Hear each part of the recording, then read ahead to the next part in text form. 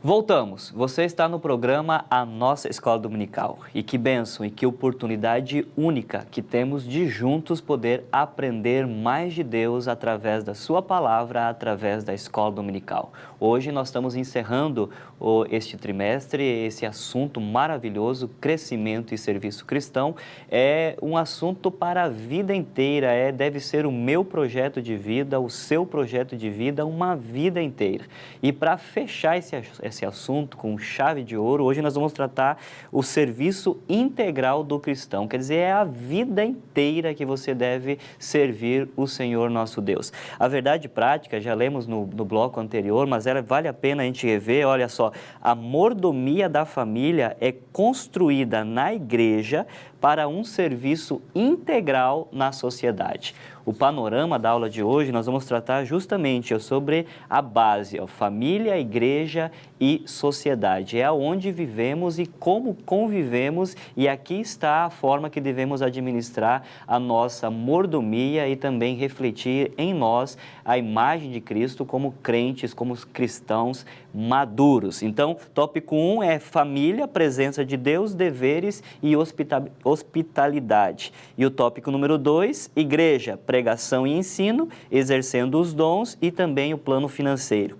E o tópico número 3, deveres cívicos, a ação social e também testemunho cristão. E para enriquecer a aula de hoje, nós temos a participação especial do pastor auxiliar Greg Soares, é pastor auxiliar no Tempo Central da Assembleia de Deus em Belém e também diretor de programação da Rádio Boas Novas em Belém do Pará. Seja bem-vindo, pastor. Prazer. Que prazer tê-lo aqui, é uma grande satisfação e que bom que hoje nós estamos juntos para falar mais de Deus através da Escola Dominical. Amém, pastor Bogo. Um prazer estar aqui com você também, com cada telespectador da nossa Boas Novas, pessoal que nos acompanha pelo rádio também, alegria de estar aqui. Como é o nome do programa que você faz na Boas Novas? Diariamente nós fazemos um programa de 8 às 10 da manhã no rádio chamado Viva a Alegria. Então quem está escutando também através do rádio está reconhecendo. Pronto, esse Greg Soares que está aqui com a gente hoje, que também é pastor lá no Tempo Central, né? Tempo Central da nossa Assembleia de Deus em Belém. Maravilha. Pastor Greg, nós estamos tratando então, o serviço integral do cristão. E o texto base, de hoje, e é um texto muito conhecido, que nós devemos ser sal e luz nessa sociedade. E tudo começa então na família. Qual é o propósito? Como que começa a família? Qual o propósito de Deus que Deus tem na sua família? Como que a presença de Deus está nos nossos lares hoje? Eu acho, pastor Bogo, que nós, como cristãos, independente de qualquer função eclesiástica dentro da igreja, temos uma responsabilidade muito grande. Deus nos chamou para ser sal. Deus nos chamou para ser luz. E a partir do momento que se constitui uma família, que você, marido ou esposa, tem essa missão de conduzir uma família, de ser aquele que é responsável por conduzir, liderar uma família, você tem nas mãos aí uma responsabilidade muito alta, ao mesmo tempo, uma oportunidade, uma chance de poder pregar o evangelho sem ter que falar muita coisa.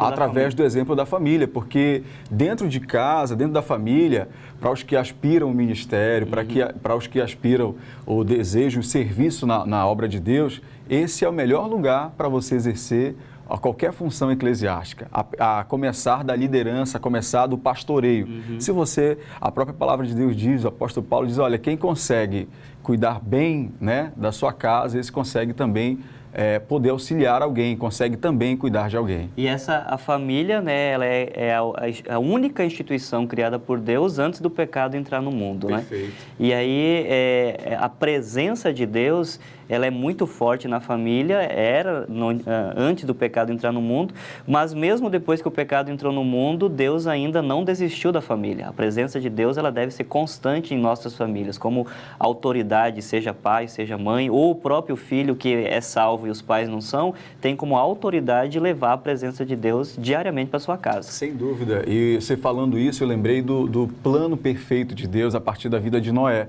Quando Deus decidiu que ia sentenciar o povo por conta da vida pecaminosa que levava, ele disse assim, Noé, você e a sua família. Certo. Eu tenho olhado para você, tenho observado você, então você e sua família construam a arca e vocês vão habitar nela por um período até que se conclua o plano do dilúvio. Então Deus preparou também, depois do pecado, um plano ainda no Antigo Testamento para a família e continuou, na verdade, isso até os dias de hoje. Sim. Então, você já falou alguma coisa, né? Uma grande responsabilidade, também é muito simples, né? É um paradoxo, né? Uma grande responsabilidade testemunhar, refletir Jesus, mas também é muito simples refletir Jesus, refletir a sua glória através de sua família.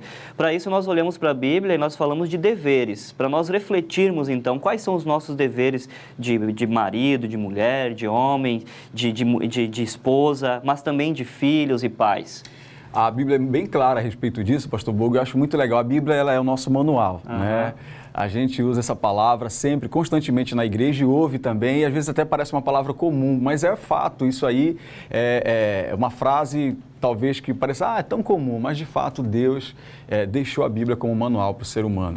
E a Bíblia fala, no livro de Efésios, justamente das responsabilidades que cada pessoa, cada membro da família deve ter, né? O marido deve amar a esposa como Cristo amou a igreja, né? E essa é uma responsabilidade também muito, muito alta, mas que a partir do momento que você tem esse entendimento, esse conhecimento de que é preciso você amar a esposa como Cristo amou a igreja, amando, respeitando, sendo altruísta até em muitos momentos, né? Sendo aquele que vai estender o ombro para consolar, sendo aquele que vai sempre entendendo como parte mais forte, a ser aquele ajudador, auxiliador também.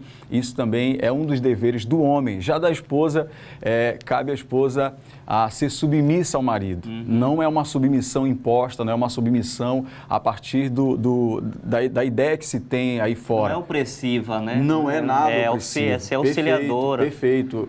Quando há essa referência à mulher, a submissão da mulher, a gente olha lá para trás e lembra de Deus na criação, quando ele diz assim, olha, não é bom que o homem esteja só. Façamos então uma auxiliadora, uma adjutora, aquela que vai estar sempre ao lado, né? O Salmo 128, que é considerado o nosso Salmo da família, ele fala assim que o homem deve temer ao Senhor. Porque a partir do momento que o homem teme ao Senhor e anda nos seus caminhos, para esse homem existe também uma mulher que é como se fosse uma árvore frutífera dentro de casa. Certo. Né? Muito então bom. existe essa responsabilidade e esses deveres que você colocou, dizendo o seguinte, que a mulher, ela não é simplesmente, ela deve se submeter, não é uma submissão com jugo, com peso, mas é em amor, auxiliando, entendendo sua missão. Nós temos então marido e mulher, homem e mulher, né? Homem e esposa, e aí nascem os filhos. E qual é a responsabilidade dos filhos? Os filhos, eles também devem amar e devem obedecer os pais, né? Existe inclusive mandamento com promessa, a gente está no livro de Eclesiastes, fala sobre isso, né? Que o jovem, que aquele que é adolescente, o filho como um todo, ele deve honrar o pai, ele deve honrar a mãe. E quem honra, no bom sentido, reverencia. Quem honra é grato, quem honra age com integridade com os pais. Para a gente finalizar a respeito desse assunto, todos nós, de alguma maneira, em algum momento da nossa vida, enquanto filhos, zelamos pelo nome do pai. Puxa, eu não vou fazer isso por conta do pai. Isso é honra. Claro. Você honrar. E cabe aos filhos também amar e honrar os pais. E aos pais cabe o ensinamento, né? Cabe ensinar a responsabilidade de pai. O filho só vai obedecer se ele aprender o princípio de obediência, né? Se o pai não ensinar meu filho seja obediente, ele nunca vai aprender a ser obediente. É isso mesmo. No subtópico 3, nós aprendemos, né, que é sobre a hospitalidade. As pessoas estão deixando de agregar, de acolher as pessoas em suas casas, cada um está fechado só na sua família, mas nós temos que lembrar que a nossa família, ela agrega também os nossos vizinhos, agrega também os nossos amigos, agrega também a igreja, que é o próximo tópico, né? Então, a igreja, ela tem essa função de pregar a palavra, pregar o ensino, e por que Deus escolheu a igreja? Por que nós somos a igreja responsáveis por pregar a palavra, pastor? Eu acho que sobre essa questão da hospitalidade, o porquê que Deus escolheu isso tudo, começa, pastor Bogo, você falou dessa distância que há a partir dos dias modernos, eu acho que isso começa assim dentro de casa e talvez alguém centralize isso só em casa, não é só hospitalidade, eu vou oferecer somente para os de casa e às vezes nem os de casa têm isso. Às vezes podemos, mas os parentes, alguém que está necessitando da nossa ajuda e que está próximo da gente até, por algum motivo ou outro, a gente acaba deixando. Então a igreja realmente combina muito com a igreja, a hospitalidade, que é também um gesto de amor. Eu acho que tudo parte do amor, obviamente. Né? Essa hospitalidade. Eu disse outro dia na igreja, pastor Bogo, que todas as vezes que eu encontro com um pedinte na rua ou na porta de casa onde eu moro, eu me sinto desafiado, é um momento assim de Deus para mim, muito particular. É como se Deus falasse assim, agora vamos praticar. Vamos ver se agora vamos fazer o dever de casa. E eu sempre digo, não sirva em casa, é ordem para os filhos, para a esposa, não sirvam de qualquer jeito. Né? Veio o pedinte, sirva da melhor maneira possível, muito pode ser para ele aquele momento. Então, essa também é uma hospitalidade que você de alguma maneira oferece. E é uma forma de pregar o evangelho, né? Então, e a melhor forma ainda de pregar o evangelho, né? O melhor método, fala-se de métodos ultramodernos, mas o melhor método é ainda sempre contar a história de Jesus, né? Pregar a palavra.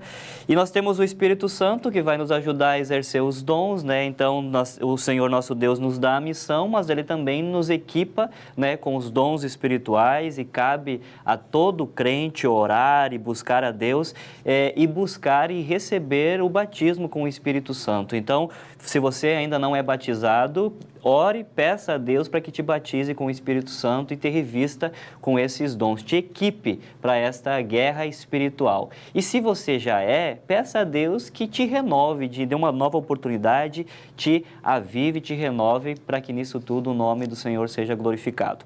Para terminar o tópico, nós vamos falar sobre o tópico número 3, o plano financeiro. Muitos podem até pensar que esse tópico está fora, está desconexo, né? Nós falamos de família, falamos de amor, falamos de exercer dons, mas aí nós chegamos ao tópico financeiro.